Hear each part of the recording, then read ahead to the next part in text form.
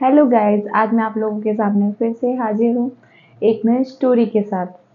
तो स्टार्ट करते हैं। एक समय की बात है, एक ईमानदार लकड़हारा होता है जो लकड़ियाँ काटकर अपना गुजारा करता है, अपना और अपने घर का गुजारा करता है। एक समय की बात है, वो एक पेड़ पे चढ़कर लकड़ियाँ काट रहा था। तो पेड़ के जस्ट पास में एक नदी थी। तो लकड़हारा लकड़ियाँ काट रहा था। लकड़ियाँ काटते काटते उसकी कुल्हाड़ी उस नदी में जा गिरी और वो जोर जोर से चिल्ला के रोने लगा, मेरी कुल्हाड़ी नदी में गिर गई। वो जोर जोर से रोने लगा।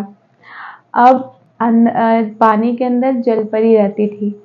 वो लकड़हारे की आवाज़ सुनकर वो नीचे से ऊपर आ गई लकड़हारे के सामने और अपने साथ एक सोने की कुल्हाड़ी लेके आई थी। उसने लकड़हारे ने से पूछा, ये लो अपनी कुल्हाड़ी। लकड़हारा ईमानदार था। उसने कहा, जलपरी, ये मेरी कुल्हाड़ी नहीं है, मेरी कुल्हाड़ी दूसरी है, इसे आप वापस ले जाइए।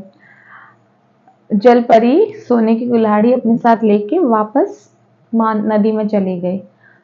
थोड़ी देर बाद जलपरी फिर प्रकट हुई अपने साथ एक चांदी की कुल्हाड़ी लेके। उसने लकड़हारे से पूछा, ये लो अपनी कुल्हाड़ी, यही है ना तुम्हारी कुल्हाड़ी। लकड़हारे ने फिर से कहा, नहीं जलपरी, ये भी मेरी कुल्हाड़ी नहीं है। और जलपरी ने वो चांदी की कुल्हाड़ी ली और उसको लेके वो नीचे चली गई, फिर से नदी में चली गई। तीसरी बार जलपरी लकड़हारे की लोहे की कुल्हाड़ी लेके बाहर निकली और उसने लकड़हारे को दिखा के पूछा, क्या ये है तुम्हारी कुल्हाड़ी? लकड़हारा खुश होके बोला, हाँ जलपरी, मेरी कुल्हाड़ी यही है।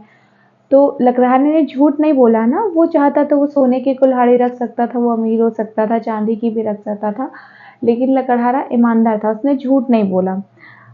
उसने जब बताया कि लोहे की कुल्हाड़ी मेरी है, तो वो जलपरी है जो उसकी ईमानदारी से खुश होकर उसने सोने, चांदी और लोहे तीनों कुल्हाड़ी लकड़हारे को दी और वहां से गायब हो गई, वापस नदी में चली गई।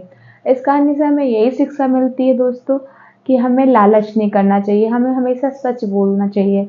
हम सच बोलेंगे तो जरूर हमारे साथ कुछ अच्छा होगा, लालच करेंगे तो नहीं होगा। बस, थैंक यू, बाय बाय।